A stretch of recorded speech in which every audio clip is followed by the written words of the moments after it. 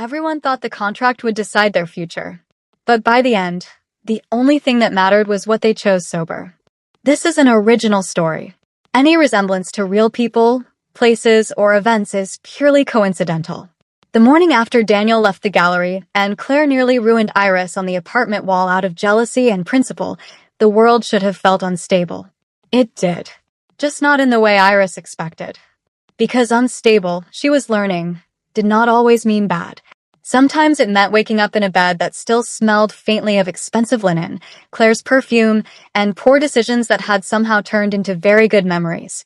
Sometimes it meant sunlight stretched across tangled sheets while Claire Donovan, infuriatingly composed even with sleep still softening her face, stood barefoot in the kitchen making coffee like she hadn't dismantled an ex-boyfriend and then kissed half the air out of Iris less than 12 hours ago. Iris came into the kitchen wearing one of Claire's shirts and absolutely no intention of being reasonable. Claire looked up from the espresso machine, then looked down, then back up. That tiny pause should have been illegal. Iris folded her arms. Don't. Claire's mouth curved. I haven't said anything. You're thinking very clearly. That sounds efficient, not criminal. It's both. Claire slid a mug toward her. Coffee. Iris took it and watched her over the rim. You look suspiciously rested. I slept well. Of course you did. Claire leaned lightly against the counter. You slept on my shoulder and stole most of the blanket. I was emotionally taxed. I noticed. Iris took another sip and narrowed her eyes. Also for the record, you are still not allowed to look pleased every time I appear wearing your clothes. Claire's gaze moved, slow and entirely unapologetic, over the oversized white shirt on Iris, then the bare legs below it, then back to her face. I'll make a note, she said. Iris stared at her for one full beat, then muttered, You're impossible, and went to sit at the island before her knees embarrassed her. Claire followed with toast, fruit, and the posture of a woman who apparently considered emotional upheaval a poor excuse to skip breakfast. The apartment was warm, quiet, and almost offensively domestic. That was the problem. No worse. That was exactly the problem. It was becoming easy. Not all of it. Not the families, not Daniel, not the fact that their marriage had technically begun as a tequila-soaked dare over a pool table. But this. The mornings. The coffee. Claire setting a plate down in front of her without asking whether she wanted one. Iris noticing which mug Claire reached for first and immediately hating that she noticed. Dangerous. All of it. Her phone buzzed across the counter. Then buzzed again. Then, before Iris could even pick it up, Claire's buzzed too. The two women looked at their screens at almost the same time, then at each other. Claire's expression went flat with recognition. Iris groaned. If this is another ex, I'm setting the city on fire. It's Dana. Iris looked at her own screen. June. Open at 5. One collector confirmed. One critic confirmed. Also, if Daniel comes back, I'm hitting him with a catalog. Iris closed her eyes. That one is June. Claire glanced from her own phone back to Iris. Dana says she's downstairs. What? Claire lifted a brow. She says, and I'm quoting, I did not witness a legally questionable wedding in 4-inch heels just to be excluded from the aftercare. Iris barked out a laugh before she could stop herself. Then immediately regretted that because Claire looked so pleased with herself it bordered on personal offense. The intercom buzzed. Of course it did. Claire went to answer it with the resigned calm of a woman who had known Dana for years and therefore had abandoned the concept of boundaries on her behalf. Come up, Claire said. Iris took another sip of coffee and said, I feel like I'm being audited by your social circle. Claire returned to the island. That's because you are. Great. Try to look innocent. I'm married to you. That ship sailed. Claire's mouth twitched just as the elevator doors opened down the hall and Dana entered the apartment carrying 2 pastry boxes, a garment bag, and the energy of someone who expected gossip as a constitutional right. She stopped exactly 3 steps in. Looked at Claire. Looked at Iris. Looked at the shirt. Looked at the expression on both their faces. Then inhaled slowly and said, Oh, this is much worse than I hoped. Iris, despite herself, liked Dana almost instantly. Maybe because Dana radiated the sort of confidence that belonged to women who had spent a long time in rooms full of rich men and survived by becoming funnier than all of them. She was elegant in a dark camel coat, sunglasses pushed up in her hair, lipstick perfect, expression wicked. Claire took the pastry boxes from her. Good morning to you too. Dana ignored her and looked at Iris. How are you? Iris considered. Hungover in spirit. Threatened by furniture. Emotionally inconvenienced. Dana nodded once. Excellent. You'll do. Claire set the pastries down. Thank you for bringing chaos before noon. Dana took off her coat and draped it over a chair like she owned partial rights to the place. You're welcome. Also, for the record, I am not here only for entertainment. Iris looked at her over the edge of her mug. Only. Dana pointed at her. Sharp. I see why Claire is insufferably interested. Claire reached for a pastry, and Dana slapped her hand away without looking. Iris watched that with immense satisfaction. Dana opened the garment bag and revealed a navy dress inside. Claire made a face. No. Dana looked up. It's not for you. I assumed that. You should stop doing that. It's become a character flaw. Dana turned to Iris. This is for tonight if you don't already have something picked. Iris blinked. Tonight. Claire looked at Dana sharply. What are you talking about? Dana stared at both of them with the kind of long-suffering patience usually associated with saints and women who had once organized benefit dinners for people with trust funds and emotional deficiencies. Your mother, she said, is doing what she does best. Claire's expression cooled. Meaning she made 3 calls this morning pretending to be composed and therefore alarming half the city. Dana leaned one hip against the counter. Which would be annoying but containable, except that people already know about the marriage and someone from the museum board has now decided tonight's Quinn Gallery preview will be an interesting place to observe the fallout. Iris stared. My gallery? Dana pointed at her. Exactly. Small room. Good lighting. Emerging artists. Public enough to matter. Private enough to smell blood. Claire's eyes sharpened. Who told them? Dana's smile was thin. Please. You don't need a leak in this city. You need one receptionist with a cousin and an opinion. Iris dropped her forehead lightly to the countertop. I cannot believe my life. Dana looked at Claire. You can cancel the preview. But if you do, it reads like fracture. If you don't, you'll have spectators. Claire was already thinking. Iris hated how visible that was now. The slight shift in her posture. The way she went still when rearranging an entire situation in her head. I'm not canceling, Iris said before Claire could speak. Both women looked at her. Iris sat up and lifted her head. I'm not canceling. June will kill me. The artist will kill me. And frankly, I refuse to let your mother and a room full of board donors decide whether I open my own doors. Claire's gaze warmed instantly. That was almost more distracting than if she'd argued. Dana, meanwhile, looked delighted. Good. There she is. And if people come to stare, Iris said, they can stare while buying art. Dana smiled like a proud and morally compromised aunt. Now you sound married. Claire leaned one hand on the island and said very calmly, then we go. Together. Iris turned to her. You say that like there was another option. There wasn't. Dana stole Claire's untouched pastry and finally sat down. Excellent. Now that we've established the evening battlefield, there's another complication. Iris closed her eyes. I'm begging you not to say ex-boyfriend. It's not the ex-boyfriend. See? We're improving already. Dana ignored that.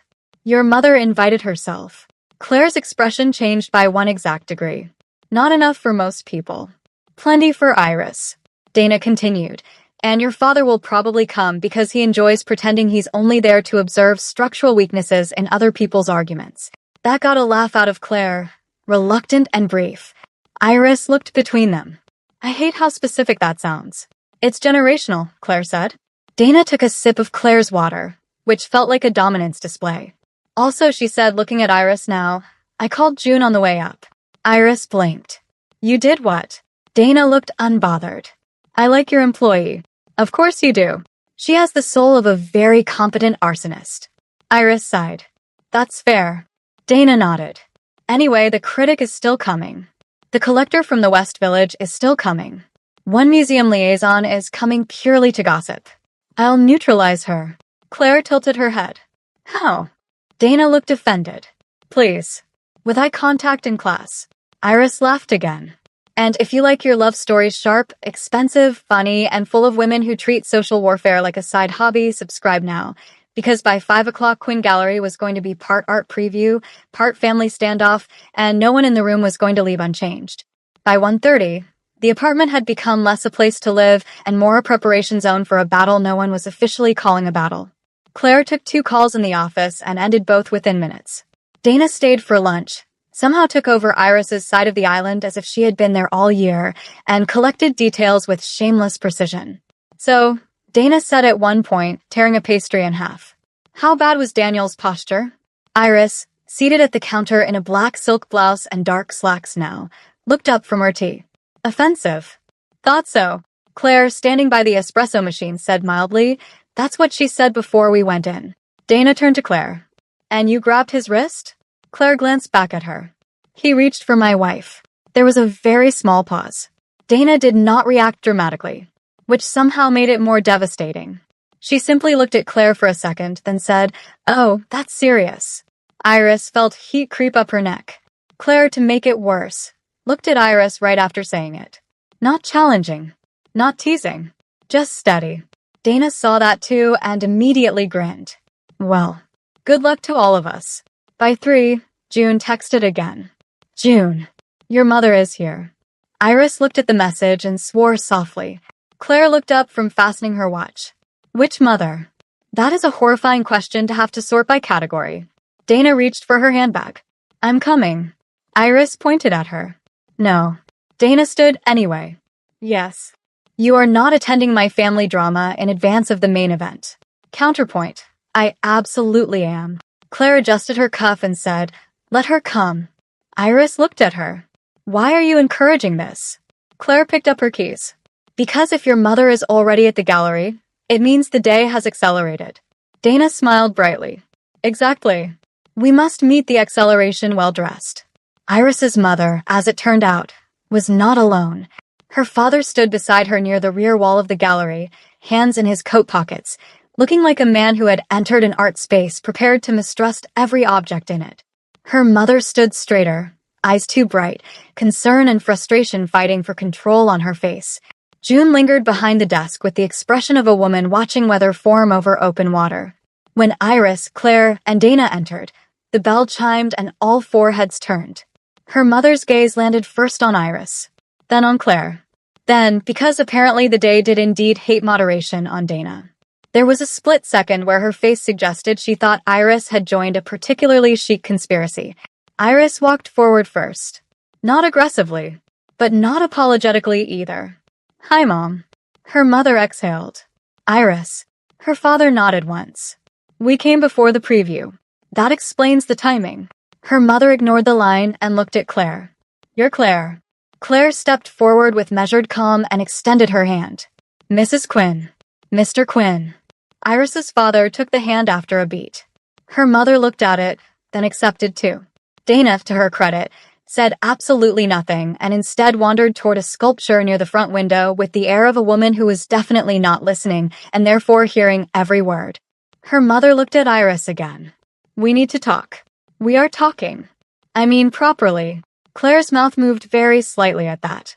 Iris saw it and almost smiled. My family says that too, Claire said. Her mother gave her a brief look that suggested she was not yet sure whether Claire Donovan was a problem, a shock, or a tax category. Then her father stepped in with the weary directness Iris had inherited from him more than she liked. Daniel called. Iris shut her eyes for 1 second. Of course he did. Her mother folded her arms. He was humiliated. Good. Iris. No, let's be accurate for once. He walked into my gallery because you asked him to. Her mother looked startled enough to qualify as honesty. We asked him to check on you. Because I got married to a woman? Because you got married overnight, her mother shot back. To anyone. The room went quiet. Iris could feel Claire beside her, not touching, but present enough to matter. Her father looked at the paintings rather than any of them and said, This is fast. Yes, Iris said. It looks unstable. Also yes. Her mother's voice softened then, which was somehow worse because it came from fear instead of judgment. Iris, we just want you safe. That landed harder than the rest. Because unlike Daniel, unlike most of the assumptions circling her lately, her mother meant it. Maybe clumsily. Maybe unfairly. Maybe through a lens too narrow for the life Iris actually wanted. But she meant it. Iris looked at her for a long second. Then said, quieter now. Safe isn't always the same as alive, Mom. Her mother's eyes flickered. Her father looked up. Claire looked at Iris with that particular expression she wore when she wasn't interrupting because she knew the sentence belonged to someone else. Iris went on, because the truth had already opened and there was no point pretending again. Daniel was safe. Predictable. Approved. He wanted a life that looked right from the outside. She swallowed once. I know you thought that meant I'd be okay. But I wasn't. No one spoke. Even June had gone still behind the desk. Her mother looked at Claire again. And this?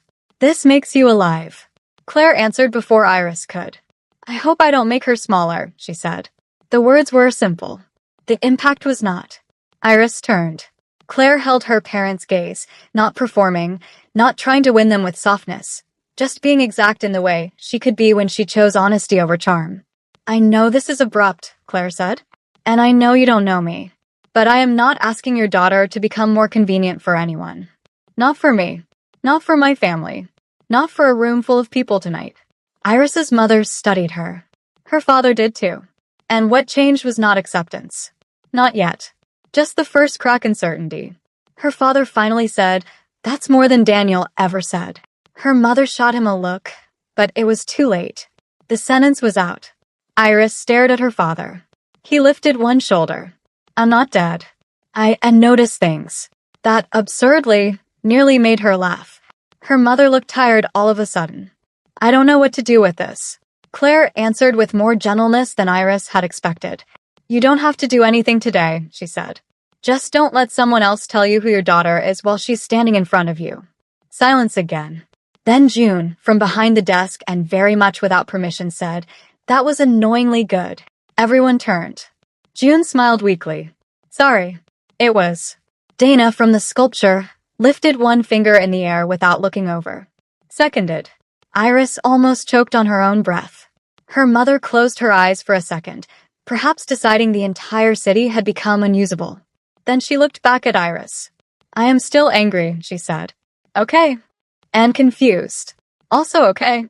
And I would still have preferred not to hear about my daughter's marriage after a man I no longer even like called me from outside her gallery.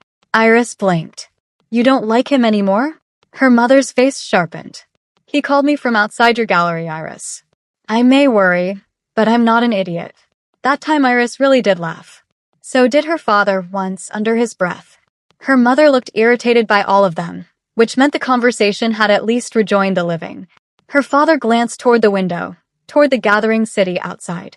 We'll stay for the preview. Her mother turned. Will we? He gave a small nod. We should see the thing before we condemn it. Iris stared at him. Are you talking about the gallery or my marriage? Yes, he said.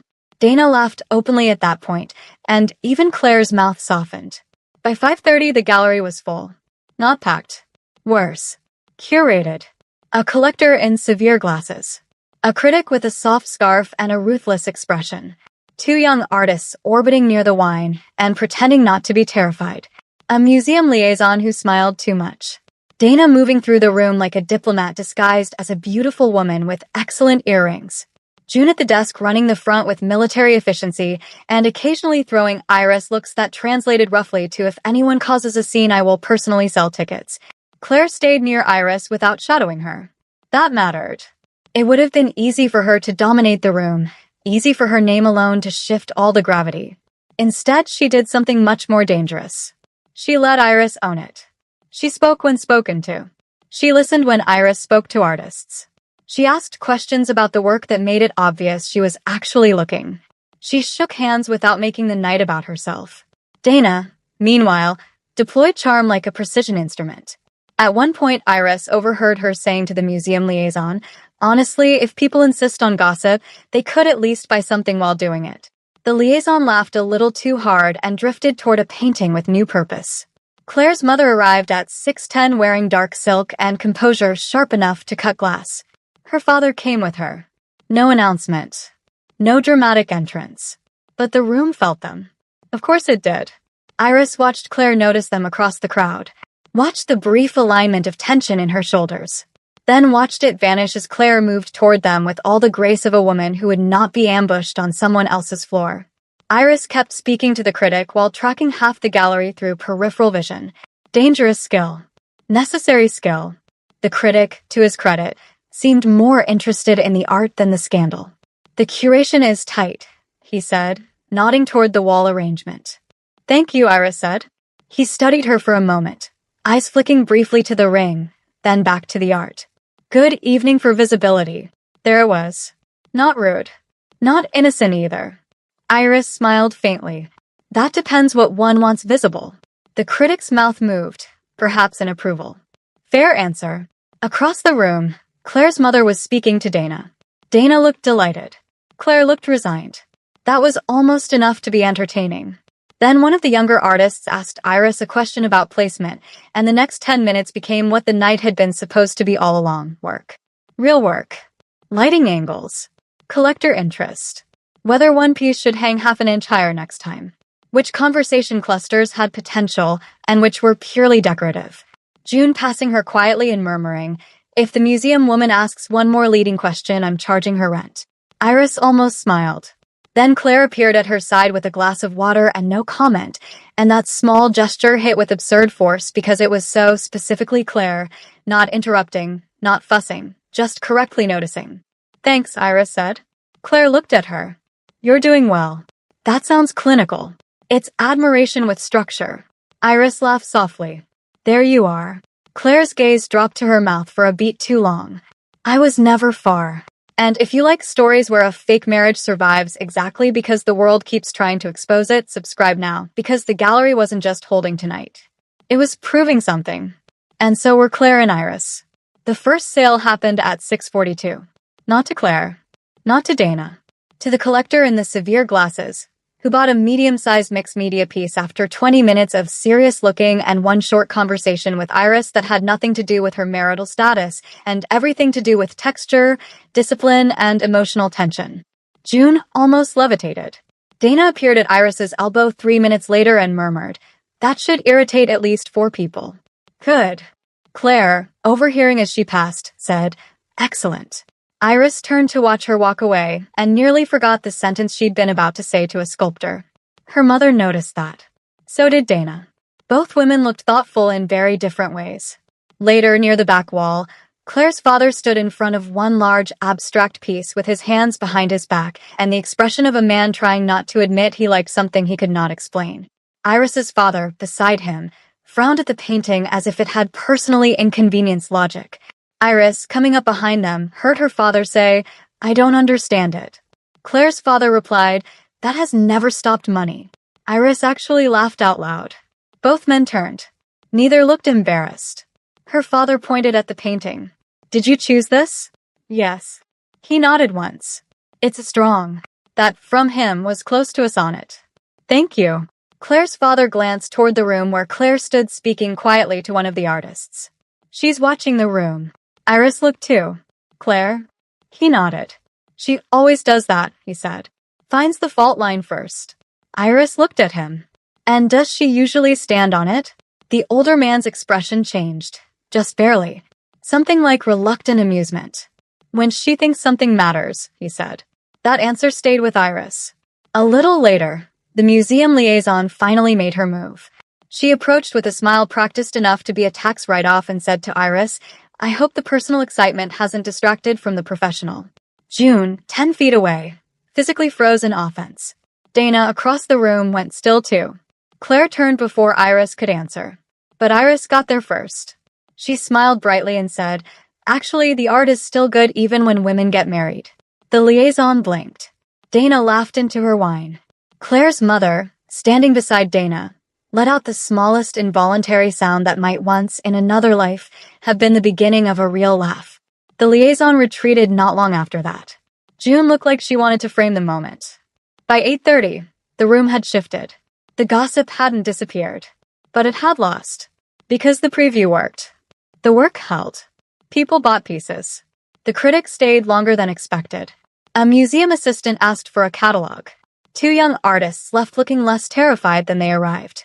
Claire's parents were still there, which felt almost surreal. Iris's parents had drifted from anxious to observant. Dana had somehow charmed 3 separate women into speaking about art instead of scandal, which might have qualified as sorcery. At one point, Claire crossed to where Iris stood near the rear wall and said quietly, "Walk with me." Iris looked at her. That sounds suspicious. It's a gallery. Everything is suspicious. Still, Iris went. Claire led her not to the office, not to the back room, but toward the large central piece near the front where the light fell best. Dana noticed instantly. June did too. The two of them exchanged a look of such vulgar interest, it could have powered the block. Claire stopped beside the piece and turned, not just to Iris, but slightly outward, to the room. That was when Iris understood. Not because Claire was dramatic. Because she wasn't. Claire simply looked at the nearest cluster of people, then at the artist beside them, then back at Iris, and said in a voice calm enough to carry, "My wife has impeccable taste. If she says this is the strongest piece in the room, I suggest listening." Silence rolled outward in a soft circle. The artist stared. June nearly passed away where she stood. Dana looked like Christmas had come early. Iris looked at Claire and forgot, for one dangerous second, that there were other people in the room at all. Because Claire had said it so cleanly. No irony. No hedging. No self-consciousness. My wife. Not like a performance. Like a fact. The artist found her voice first. "Thank you." Claire inclined her head once. "You're welcome." Then she looked at Iris. And there it was. The real audience. The only one that mattered. The collector in severe glasses said, "Well, now I feel underdressed for this marriage." The room laughed. Pressure broke. Conversation resumed. But softer now. Different. Claire's mother, standing with Dana near the wine table, watched her daughter for a long beat, then crossed the room to Iris with all the elegance of a woman who had never stumbled in public and never intended to begin. Iris held still. Her mother stopped in front of her and looked from her face to Claire's, then back again. "You handle a room well," she said. Coming from anyone else, it would have been a compliment. Coming from Claire Donovan's mother, it was a hand extended over difficult water. Iris answered accordingly. "So do you." The older woman's mouth changed, very slightly. Then she said, "I still think the speed of this is absurd." "Fair. And I am not promising immediate comfort." "Also fair." A pause. Then quieter, "But I misjudged one thing." Iris waited. Her gaze moved briefly toward the artist Claire had just praised. Toward the sales desk. Toward the room still very much alive. "You are not ornamental," she said. Iris stared at her. Of all the things she had imagined hearing from this woman, that had not been one of them. "No," Iris said softly. "I'm not." The older woman gave one short nod. Then, with the precision of someone offering exactly as much as she could bear to offer today, she said, "Good," and walked away. Iris stood there for one stunned beat. Then two. Then turned. Claire had seen the whole thing. Of course she had. Dana had too, and her expression suggested she needed champagne and a witness statement immediately. The preview ended just after 9. Slowly. Well, no explosions. No humiliations. No public disaster. Which, considering the ingredients, bordered on miracle. June locked the door after the last guest left and leaned against it like a woman returning from war. "I need a raise," she announced. "You need sleep," Iris said. "I need both." Dana, now gathering her coat, nodded solemnly. "Correct." Claire's father said polite goodnight to Iris in a tone that was not warm yet but no longer purely evaluative. Iris's father hugged her awkwardly by the office door, which nearly broke her because her father had always hugged like a man apologizing to furniture. Her mother kissed her cheek, then looked at Claire and said, "Drive carefully." It was such an ordinary sentence that it felt enormous. Claire answered with equal care. "I will." Then they were gone. June looked between Claire and Iris. "Well," Dana laughed. "That really does summarize the evening." June pointed at both of them. "I want history to remember that I supported this marriage before several parents did." "History will be deeply moved," Iris said. June was unswayed. "Also, if either of you ever tries to pretend this is casual again, I'll become violent." Claire's mouth curved. "Noted." Dana fastened her coat and looked at Iris with bright, dangerous warmth. "For the record, I was curious after the wedding." Iris lifted a brow. "Only curious?" Dana smiled. "Fine." Skeptical. Amused. Prepared for implosion. She glanced at Claire. "But this? This is worse." Claire looked almost resigned.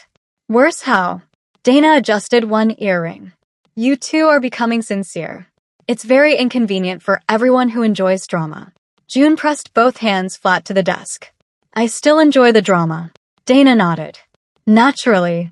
Then she kissed Claire's cheek, surprised Iris by kissing hers too, and said, "Call me tomorrow." I deserve a debrief. You deserve boundaries, Claire said. Dana laughed on her way out. And yet, June locked up behind her and turned with the expression of a woman holding herself together through sheer professionalism. Go home, she told Iris. Yes, ma'am. June narrowed her eyes. Don't be cute. I'm exhausted. Iris crossed to her and squeezed her shoulder once. Thank you. June's face softened instantly. Yeah, obviously. Then she looked at Claire. Take care of her. Claire met her gaze with quiet seriousness. I will. June nodded once like a guard accepting transfer of duty. Good. Then she practically shoved them toward the door. Outside, the city was cooler, quieter, silver at the edges. Claire drove them home in a silence that felt earned. Not strained. Not crowded with unsaid things. Just full. Iris watched the streetlights pass across the windshield, then over Claire's face in brief intervals. You were very sure of yourself in there. Claire kept one hand on the wheel. When? When you called me your wife like you were introducing gravity. Claire glanced at her. Should I have sounded uncertain? Iris crossed one leg over the other. No. It was just aggressive. Claire's mouth moved. You liked it. That was the problem. Maybe. Claire turned into the underground garage and parked. Then she shut off the car and turned fully toward Iris. The sudden quiet felt intimate in a way garages should never be allowed to feel. You did well tonight, Claire said. Iris rolled her eyes lightly, again with the clinical admiration. Claire reached across the console and touched the edge of Iris's jaw with 2 fingers. This close, in the dim garage light, she looked less polished. More real. More tired. More dangerous for both reasons. Then let me be less clinical, Claire said. Iris held still. Claire's thumb moved once. You were brilliant, she said. You kept your room. You kept yourself. You didn't let anyone make you perform gratitude or apology. And when my mother finally saw you, she saw someone she could not reduce. I liked that very much. Heat moved low and warm through Iris. She looked down briefly, then back up. You speak like a woman who enjoys fault lines. Claire's eyes softened. Only the worthwhile ones. They went upstairs without saying much after that. The apartment was dark except for the lamp Claire switched on by the entry. Shoes came off. Jackets disappeared. Iris stood by the windows for a minute looking out at the city while Claire moved through the kitchen, poured water, then came to stand beside her. Neither spoke immediately. The glass reflected them back. Claire in charcoal, Iris in black silk, both a little tired, both altered in ways no one else could fully see. Finally, Iris said, I kept waiting for this to turn back into a dare. Claire looked at her reflection rather than her face. And it didn't. No. Iris took the glass Claire handed her. Their fingers brushed. Stayed. I thought maybe after your family lunch, Iris said, or after Daniel, or after tonight, I'd finally feel the joke again. The original stupidness of it. She gave a small, quiet laugh. But every time something pushed at us, it got more real instead. Claire was quiet. Not because she had nothing to say. Because she was listening with her whole face. Iris went on, voice lower now. And I don't know what to do with that. Claire turned then, one shoulder against the window, glass in hand. You don't have to do anything tonight.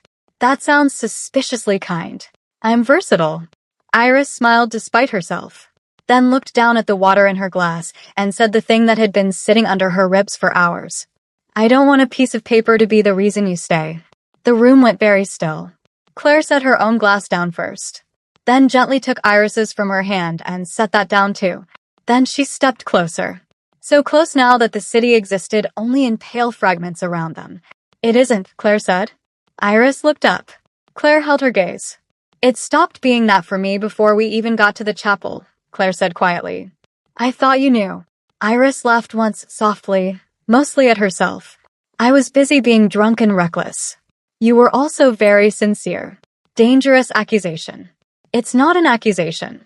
Claire lifted one hand and smoothed a loose curl back from Iris's face, then added, and I don't want a contract keeping you here either. That landed hard. Because of course. Because she would say exactly the right thing in exactly the voice that made defense impossible. Iris swallowed. It isn't. Claire's expression changed. Tiny shift. Huge impact. No.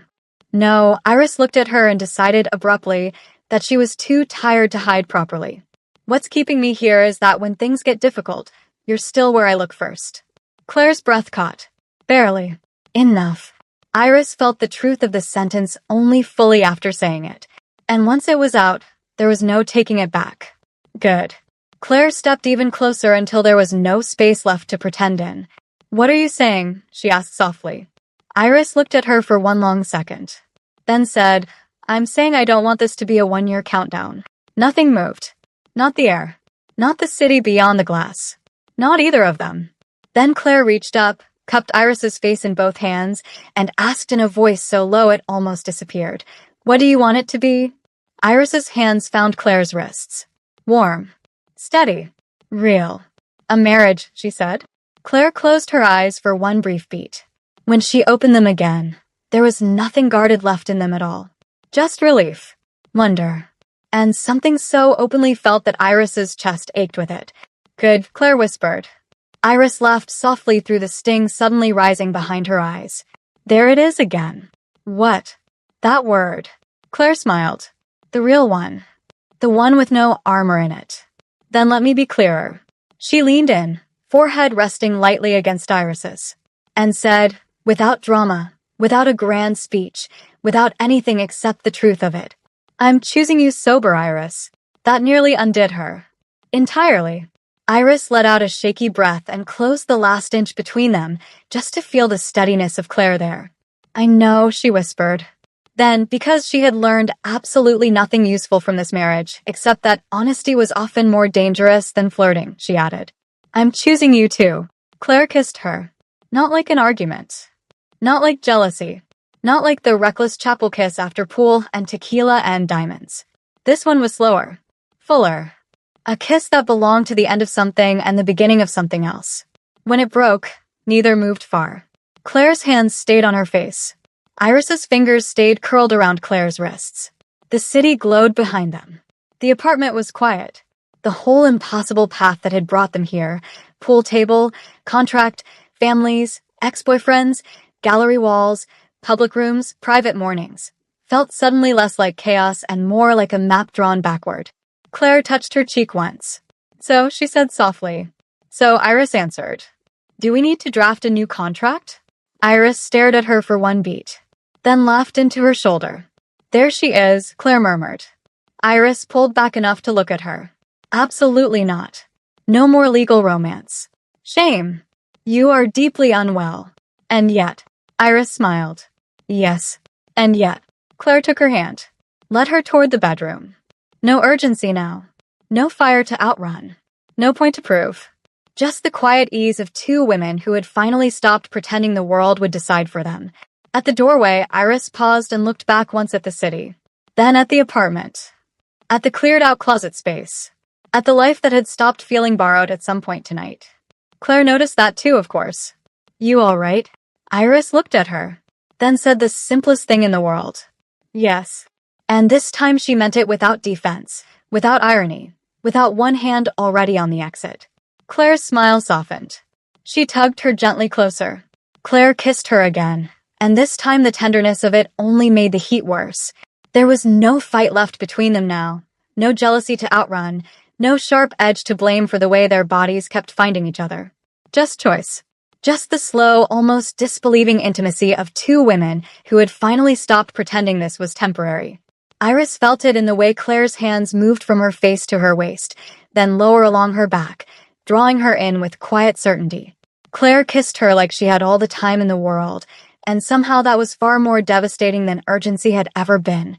Iris smiled against her mouth once, soft and shaky, and Claire answered it with a kiss at the corner of her lips, then along her jaw, then the side of her neck, lingering just enough to make Iris's breath catch. Claire, she whispered, half warning, half surrender, but Claire only looked at her with that calm, intent gaze that had undone her from the beginning.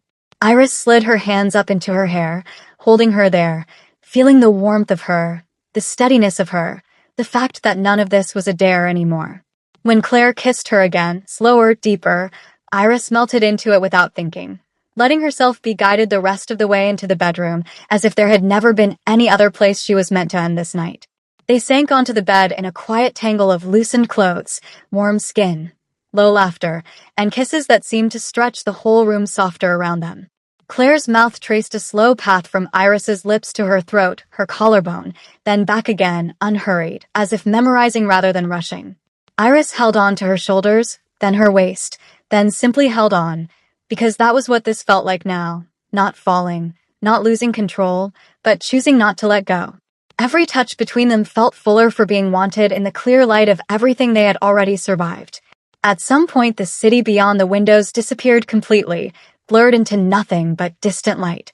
The room quieted to their breathing, the rustle of sheets, the occasional soft sound neither of them bothered to hide. Claire drew Iris close again and again, with that same unbearable mixture of restraint and certainty, until even Iris's smile had gone dazed and lazy at the edges. When they finally slowed, it wasn't from distance or doubt, but from the simple fact that they had exhausted every last defense between them. Claire pressed one last lingering kiss just below Iris's ear, and Iris answered by curling into her, warm and boneless and entirely done pretending she wanted space. For a while they stayed awake only enough to feel each other there, Claire's arm around her waist, Iris's fingers drifting lazily through Claire's hair, both of them smiling in the dark without quite needing words. And when sleep finally came for them, it came gently, with Claire still holding her close and Iris tucked against her like the choice had already been made long before either of them had found the courage to say it out loud. And sometime later, with the city dim beyond the windows and the last of the noise finally gone from both their minds, Claire Donovan and Iris Quinn fell asleep in the same bed, under the same roof. Not because a contract had demanded it, not because a dare had started it, but because both of them had finally chosen, fully and awake, to stay. If this story stayed with you, subscribe for more.